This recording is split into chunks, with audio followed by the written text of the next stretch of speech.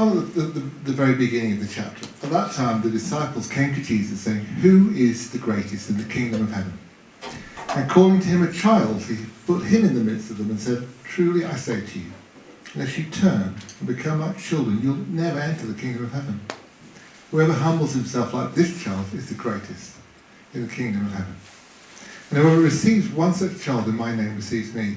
Whoever causes one of these little ones who believe in me to sin, it'd be better for him to have a great millstone fastened around his neck and to be thrown in the depth of the sea.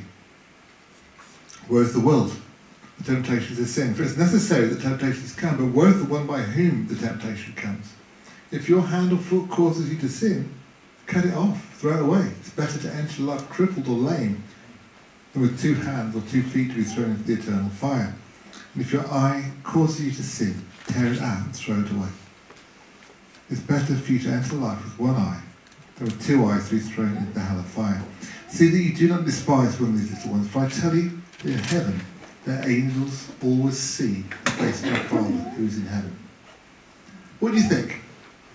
If a man has 100 sheep and one of them has gone astray, does he not leave the 99 on the mountains and go in search of the one that went astray?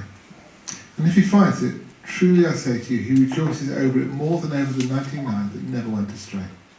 So, it's not the will of my Father in heaven that one of these little ones should perish.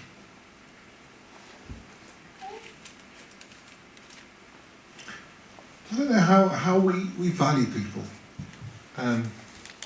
Do we value people differently? Do we value people who are like us more than people who are different than us? Do we value the rich and the beautiful more than we value the poor or the vulnerable?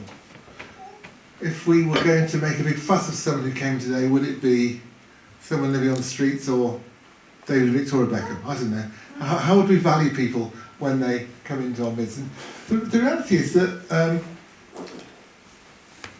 our priorities are not always the same as the priorities of Jesus or the priorities of the kingdom of heaven. And Jesus' priorities often surprise us. And I think these stories are just talking to us a little bit about what and who God values. Jesus values human beings because human beings are made in the image of God. Now, when the disciples are having who's the greatest, maybe who's the most gifted, who's the most talented, who's the most good looking, who's the strongest. I don't know how they are. I don't know whether you were ever in a kind of little group where people squabbling a little bit for position and status. But Jesus just kind of subverts all of them by just taking a little child and placing that little child in the midst and saying, "You'll become like this one." Because in the classical world, children had very low status. It was adults that had the status, and children are of very little status. But Jesus is saying, actually, it's not that way in the kingdom. I think when we see little children, actually, I've got my little grandson over there, Jack. Hello, Jack. And you look at little ones, and you see in them the potential to become. And all of us, I think, are concerned that our kids and our grandchildren grow and thrive and become the best, they have the best well-rounded, wholesome human beings. And we worry and are concerned about things that can hurt and twist and damage little ones growing up. Often, that gets to who their friend's going to be, how they're going to get on to school, what's it going to be like entrusting them. I know that Ben entrusted Jack to nursery a couple of weeks ago, and that's quite a big deal, isn't it? Just, how are they going to be? Because we love them, we want to protect them and guide them, we want to bring them up. And you get some of that flavour coming through the parables, don't they? About this kind of, things, bad stuff happens, but it's terrible if it happens through you. But I think that the phrase, the little ones, that Jesus uses very often, is one that goes beyond children, actually. Jesus sometimes called his own disciples children, and I think that the little ones that he refers to, or the children, can be anybody, actually, who's vulnerable, who is not strong and powerful, who doesn't have all the resources of society, but actually someone that God loves and cares and wants to thrive. So, and I think that, the kind of little powerful little stories, aren't they? The parables of Jesus, the teaching of Jesus. You know, if it's better to lose that hand than to go to eternity with two hands and two somehow being deformed on the inside. Because I think that's what it's talking about in a way. It's kind of what happens to us when we sin is it's not an outward deformity, but inwardly we're being changed, we're being distorted on the inside. And that is worse, Jesus says, than an external deformity. I think that's the point of that parable. You know, and we want our inner lives to be as whole as they can be. I love the fact that this story and the story of the lost sheep go together. The little ones and the lost sheep. And who is the priority for Jesus? The priority of people who aren't in the crowd, who haven't got it all. Priority for the underdog. Jesus said about himself, the Son of Man came to seek and save that which is lost. He talked about himself like a doctor. So that it's not the healthy who need a doctor, but the sick. And he used the words about himself as the one, the good shepherd, who's going to come and look for the lost. And it's so reassuring that he has that priority. I've got a friend called Richard Pollard. Who knows Richard here? Anyone know Richard? So Richard was leading our Southside congregation. He's now up in Sheffield working in a big church there with St Thomas Crooks. But Richard was one of these kind of characters who just loved the last, the lost and the least. Just this kind of such priority of him. If he was telling his own story, say as a teenager, he had quite a troubled teenage time for a while and experienced God's own salvation and God's transformation of him. And because he was transformed, he's got such a heart for other people to be transformed too. And I remember when Richard was leading Baptist Church in Bristol and checked into Chandos Road drug rehab. Just thought I'll spend a week there in the rehab and sharing a room with somebody who was in recovery and leading that person to faith in Jesus. You know, who's still going with Jesus now. You know, and I think for Richard, he's got a heart for the last, the lost, and the least. So he was down in Bristol a couple of weeks ago and we had coffee together. And he's just telling me who he was catching up with. And he's catching up with all the people from the recovery community. You know? Yeah, and it was just inspiring actually, because I thought, oh, here's somebody who's got a real heart for the last of us and the least. You've got the people that society doesn't give a lot of status to, but who God sees as valuable and in his image. And he doesn't want the image of God in them to be distorted by just the perils of life, the troubles of life. The kind of the things we can fall into, that lead us into addiction or whatever it is. But he wants to see that recovery. And the lost sheep, God going after the lost sheep, Jesus, the good shepherd, going after the lost sheep, and delighting in it. I think Luke's version talks about the shepherd bringing home the sheep on his shoulders, rejoicing. You know, there's a joy in finding. And there's parables of losing and finding, aren't there, that Jesus tells. But there is more joy over the one that has been found than the 99 that never went astray. Do we delight in people being restored? I was picked up a little Facebook picture from a friend of mine who was at an evangelist conference, and Russell Brand was there. And I don't know if you know the Russell Brand story. So Russell Brand, obviously a very high-profile celebrity, but also somebody whose reputation has been very tarnished, of being accused of stuff and quite dark stuff. But somebody who seems to become a Christian. I think he's been mentored by Bear Grylls and been baptised. And I was looking at this little photo, and my friend posted this, and I was looking at the comments under the post, and they were so mixed. You know, some people very negative. You know, actually, could you really be associated with somebody who's got this stain on their record and who's going through maybe a process? And all of that, you know, actually we do have to own up and take responsibility for things that we've done. Just because we come to faith in Jesus doesn't absolve us of the consequences of actions.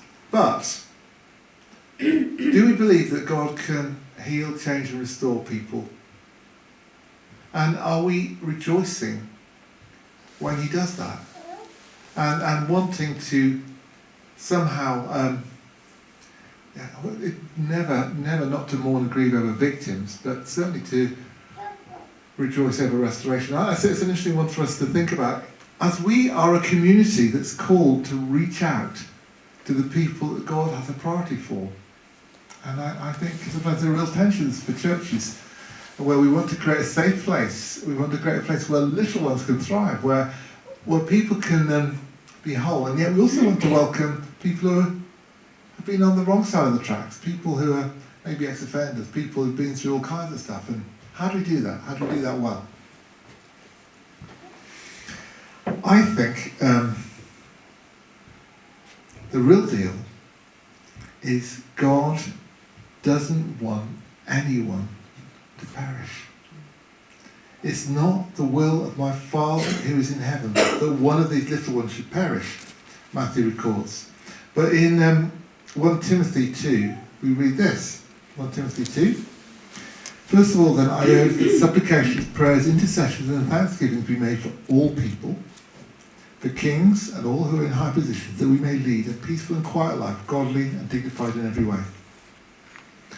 This is good, and is pleasing in the sight of God our Saviour, who desires all people to be saved and to come to the knowledge of the truth. Is that all people? And sometimes as church, we can create far more boundaries than God does. And we can sometimes feel like, well, we'll stay with the 99 rather than go and look for the lost.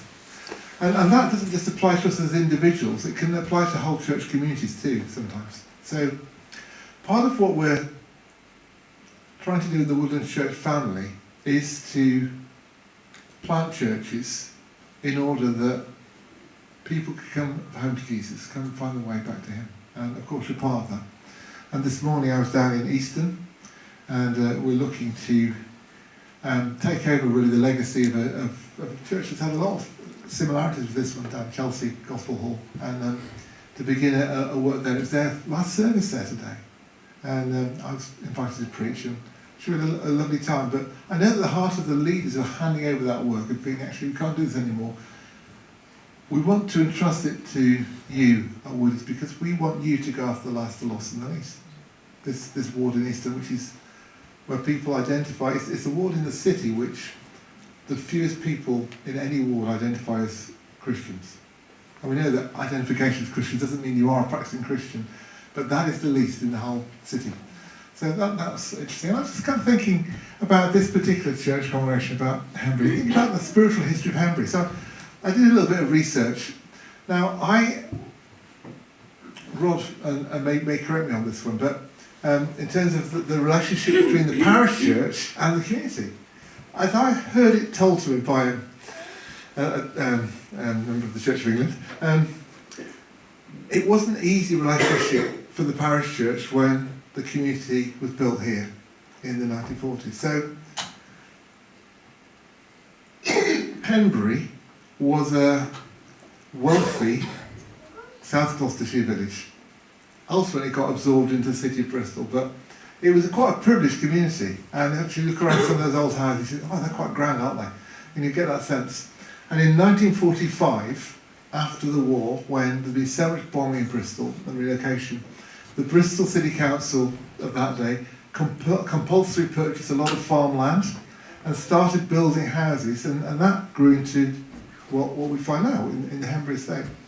But I think that I think the church struggled with that, because honestly, the vicar had come to look after a nice South Gloucestershire village, and I've heard it said that the bar was very high in terms of what you relate to. Is that right, Rod? Have you heard that? I could believe that. Yeah.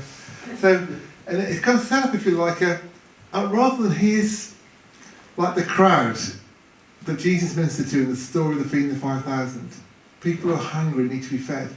Actually trying to preserve what we've got and not make it easy for those pathways. But the spirit of Jesus is always going to help us to prioritise the hungry, the thirsty, those who know a need. People who follow Jesus, and he saw them like sheep without a shepherd. And it may be the ones or twos, it may be the crowds, but we're a God who is sending us because he doesn't want anyone to perish. That he loves people.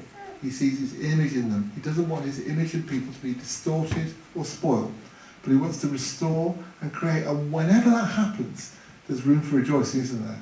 It gladdens our heart. We join in that heavenly party that is always going on whenever God sees something beautiful like that happen, that restoring of his image. So I just want to just kind of cheer us on in that kind of call. And, making way, actually making ourselves a bit uncomfortable to welcome people is part of that. And it might be just being a bit uncomfortable because we've changed the chairs differently today. Because we want to make more capacity for people to belong who don't yet belong. And that's the heart of God that should do that, isn't it?